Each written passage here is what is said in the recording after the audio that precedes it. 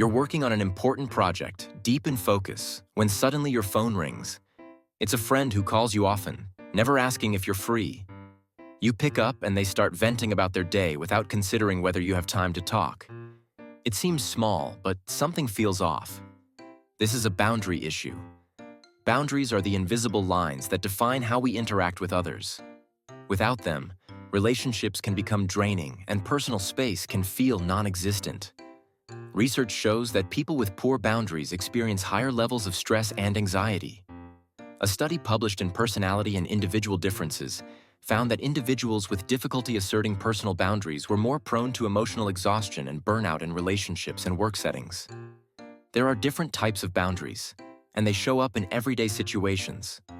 For example, material boundaries involve respecting personal belongings. If your roommate borrows your laptop without asking and downloads software that slows it down, they've crossed a boundary. Physical boundaries involve personal space, like when someone hugs you at a party despite your discomfort. Sexual boundaries come into play in the workplace when a colleague makes inappropriate comments about your appearance. Time boundaries are important too. If a friend constantly interrupts your work hours with unnecessary calls, they are disregarding your time. Emotional boundaries matter when someone dismisses your achievements with sarcastic remarks, making you feel unappreciated. Even intellectual boundaries are key, like when you share an opinion online, and instead of constructive discussion, someone ridicules your intelligence.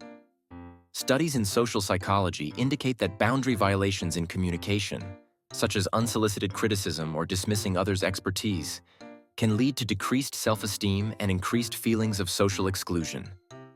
So how do you set boundaries? First, be clear and direct. Instead of letting resentment build, communicate your limits.